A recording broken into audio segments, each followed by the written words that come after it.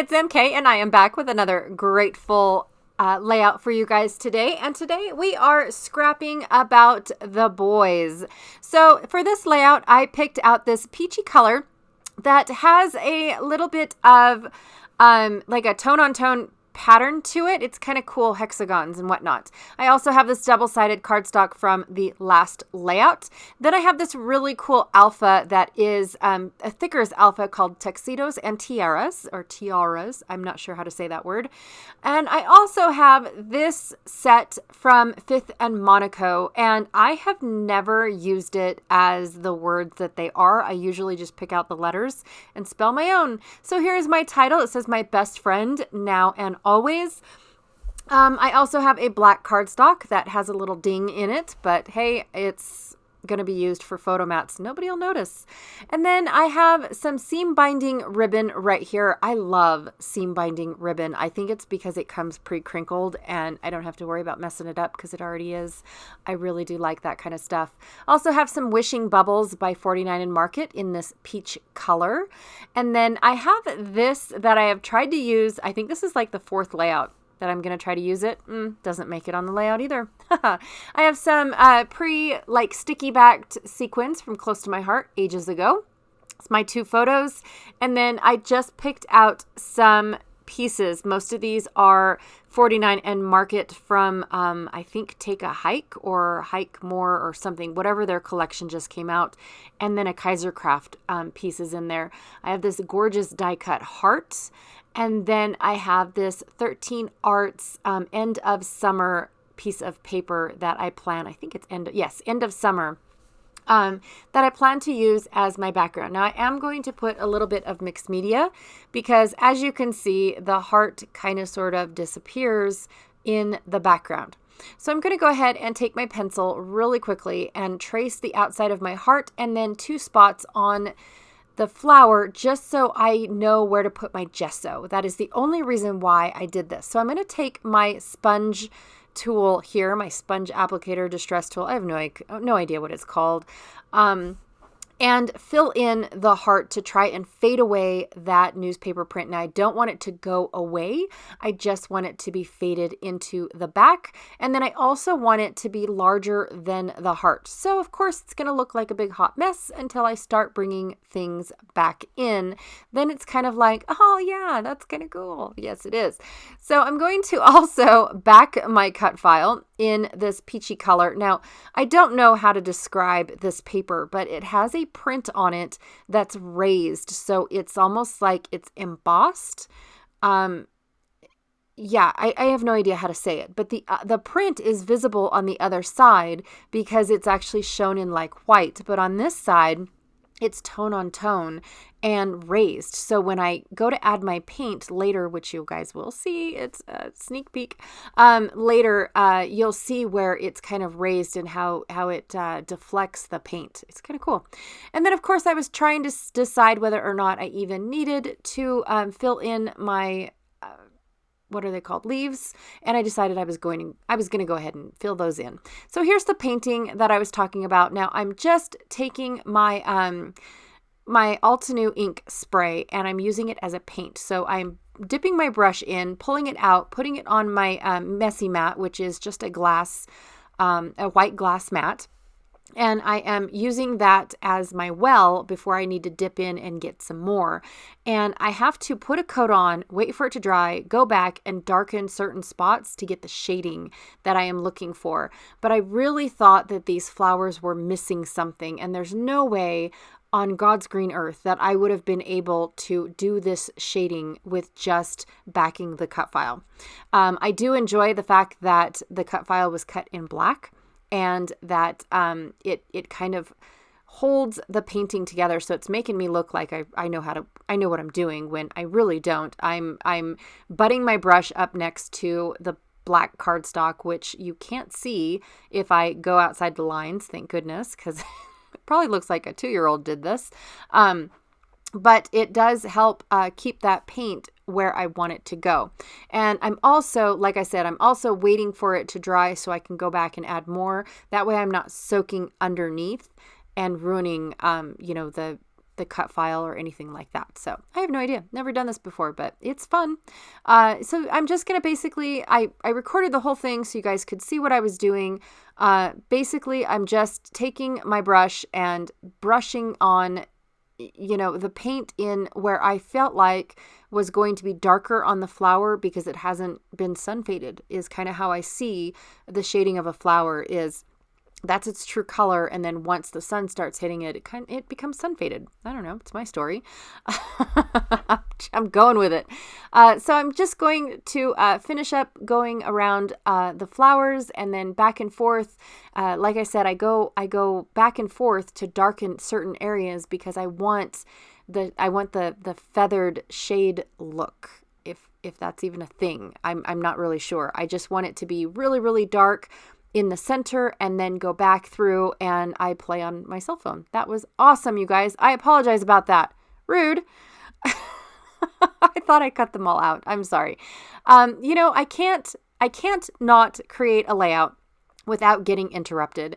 And also too, I have a gentleman here that is trying to fix our heater because it has been gone out. Our heater's antique. And it's to the point of where we have to special order the parts for it when we do have to get the parts. And so we have replaced what we can without being professionals. And after that, it's time to call the professionals. So anyways, did a little bit of, not too much, but a teeny tiny little bit of packaging technique.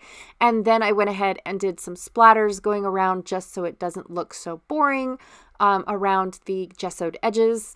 And then I'm going to cut out where I want to tuck my photo in. Now, this is a photo of me and my husband. And then I walked across a river to go sit on a rock, and he decided to come and join me. However, he had his sneakers on, so he had to rock hop, jump across the rocks to get to where I was. And I was wearing my water shoes, so I walked across the river. I wasn't scared.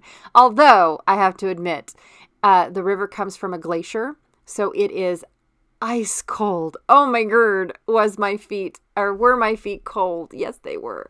So anyways, this is all about the boys. And so we are celebrating the men in our lives. And honestly, I had a photo of all three of my children, all three of my boys, plus my husband. And I looked and I looked and I looked. And after a while, I have to stop looking. I think it's on my old computer. I got a new computer, and now I despise going back to the old computer because it's one of those games that you have to turn it on, wait for it to fully load, realize you can't log in, so then you have to turn it off, and then turn it on again, wait for it to fully load, then you can log in. Well, then you have to turn it off again for the background to, it's a disaster. So after the fourth time, I'm finally able to get into the computer. But what happens is I forget that I turned it on to keep turning it off and on. I don't know why it does it. I just want my things to work, you guys. I just seriously do. So I ignore it, but I feel like the photos are on that computer, and I thought I grabbed everything from that computer, but apparently I have not. So I know I haven't deleted them. Anyways, I also have if I did delete them, my mother has a copy, by the way, in case you guys are freaking out. So I took some of the seam binding ribbon and some double-sided score tape and ruffled up my edges to give me a couple different grounding points for a few embellishments. I also have some banners that I plan on just tucking over because I really wanted to kind of not really make this a sappy layout, but also to kind of justify what it is that we're doing in the layout. So added just a little bit that says explore and discover, which, that's one of the things that we enjoy doing with each other is, wandering around aimlessly over places that, don't get a whole lot of foot traffic. And so it's one of our favorite things to do. Like for our birthdays and whatnot, we go out and, find out where we can, we call it our backyard, and, we go see what new things we can find in our backyard. And it is one of the things that we do enjoy doing with each other, and it gets us out of the house and into nature and whatnot. So it's absolutely fun.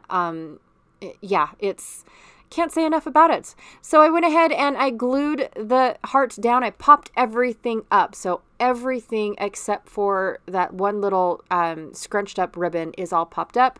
I got paint on my husband's face and I just kept making it worse. And oh, look, now I tore the picture. Yay!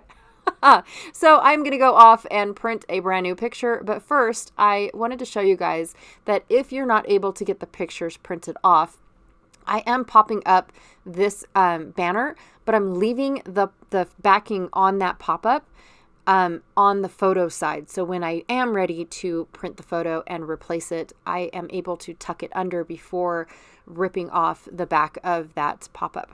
Okay, so just thought I'd let you guys know that. But I'm moving on because I need to get this layout done and while it's in my brain. So I'm going to go ahead and put the title down. And while I put the title down, I also printed off a new photo. So while that is printing, I am going to put my wishing bubbles around. Now, normally, all these wishing bubbles are on pop-ups, and the pop-ups are like 1/2 inch thick, which I'm exaggerating. Yes, I know, but they're uber super thick is the point that I'm trying to get at. And so normally I take that pop-up off and just glue the wishing bubbles directly down. But this time I thought, you know what, the whole layout's dimensional. I'm going to go for it. So I do put most of them down with their original pop-up, but some of them I do end up tearing off and putting directly to the page. All right, I have replaced my photo. I just basically measured my old photo, cut down the new photo, and put it right on top. I wasn't even going to bother trying to rip up what I already had done. It just wasn't in the stars for me. This was way quicker, and yeah, nobody will ever know. Never, ever, except for those that watch this video. Yes. Yeah, that's a dead giveaway. All right, moving on to the sequins. Now, some of these sequins are uber super huge, and where I wanted to put them, they're almost the same size as my wishing bubbles. So it's like, wow, that doesn't work. I wanted teeny tiny little ones, and I wanted them to be a little bit more pastel than the wishing bubbles. So I kind of wanted them to be a different shade.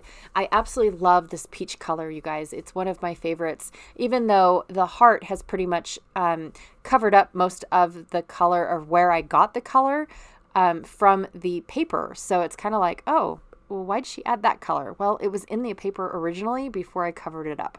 So sorry about that.